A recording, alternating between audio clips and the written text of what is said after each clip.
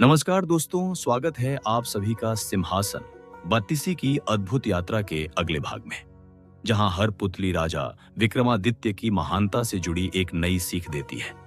पिछली पुतली की कथा आपने सुनी और आज तीसरी पुतली चंद्रकला हमें लेकर चली है एक बहुत गहरी सीख की ओर।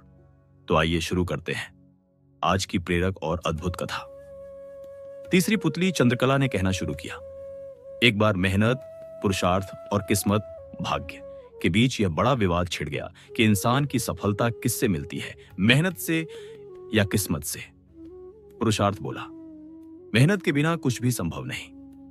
और भाग्य बोला, जो मिलता है किस्मत से ही मिलता है, मेहनत की कोई भूमिका नहीं। दोनों में बहस इतनी बढ़ गई कि वे देवराज इंद्र के पास पहुंच गए। इंद्र भी उलझन में पड़ गए, क्योंकि अगर वे भाग्य को बड़ा बताते तो मेहनत वाले नाराज, और अगर मेहनत को बड़ा बताते तो किस्मत वाले उदाहरण देने लगते। आखिर इंद्र ने कहा, इस कठिन सवाल का उत्तर तो केवल राजा विक्रमादित्य दे सकते हैं। दोनों मानव रूप में विक्रमादित्य के पास पहुंचे। विक्रम ने कहा, मुझे इस प्रश्न का उत्तर देने के लिए 6 महीने का समय चाहिए। और फिर वे भेष बदलकर आम जनता में घूमने लगे, समाधान तलाशते हुए। बहुत घूमे, बहुत लोगों से मिले, पर संतोषजनक उत्तर नहीं मिला। एक दिन उन्होंने एक व्यापारी के यहां नौकरी कर ली, क्योंकि व्यापारी ने उन्हें यह कहकर काम दिया था, जो दूसरा नहीं कर सकता वह तुम करोगे। कुछ ही समय बाद व्यापारी समुद्री यात्रा पर निकला। विक्रम भी साथ थे। समुद्र में भयंकर तूफान आया और जहाज एक टापू के पास जाकर रुक गया। जब तूफान थमा तो जहाज का लंगर कोई नहीं उठा पाया। तभी व्यापारी को याद आया, विक्रम कहते थे कि वे वह काम कर सकते हैं जो बाकी नहीं कर पाते। विक्रमादित्य ने लंगर उठाया और जहाज आगे बढ़ गया, लेकिन तेज धक्का लगने से विक्रम उस टापू पर ही छूट गए। टापू पर घूमते हुए विक्रम ने देखा कि नगर के द्वार पर एक पट्टिका लिखी थी, राजकुमारी का विवाह विक्रमादित्य से होगा। वह महल पहुंचे, राजकुमारी ने उन्हें पहचान लिया और विवाह हो गया। कुछ समय बाद वे अपने राज्य लौटने चले। रास्ते में एक सन्यासी मिला, जिसने उन्हें एक जादुई माला और एक चमत्कारी छड़ी दी।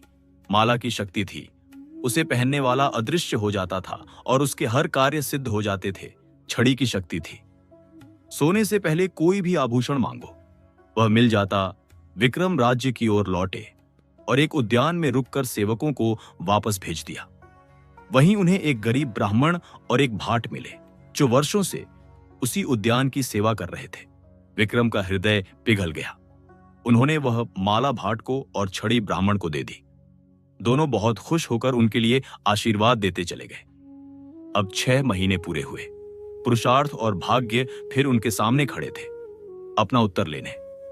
विक्रम मुस्कुराए और बोले, तुम दोनों एक दूसरे के बिना अधूरे हो। माला और छड़ी मुझे भाग्य से मिली थी, पर उनका सही इस्तेमाल और सही लोगों तक पहुंचाना मेरे पुरुषार्थ से हुआ। दोनों का अहंकार मिट गया और वे संतुष्ट होकर चले गए। तो दोस्तों, इस कहानी से हमें एक बहुत गहरा संदेश मिलता है। किस्मत और मेहनत दोनों जरूरी है। भाग्य अवसर देता है और पुरुषार्थ उन्हें सफलता में बदलता है। अगर आपको यह कहानी पसंद आई तो वीडियो को लाइक करें, चैनल को सब्सक्राइब करें और अगले भाग की कहानी के लिए बेल आइकॉन जरूर दबाएं। मिलते हैं अगले भाग में सिंहासन बत्तीसी की एक और अद्भुत कथा के साथ। धन्यवाद दोस्तों। जय हिंद।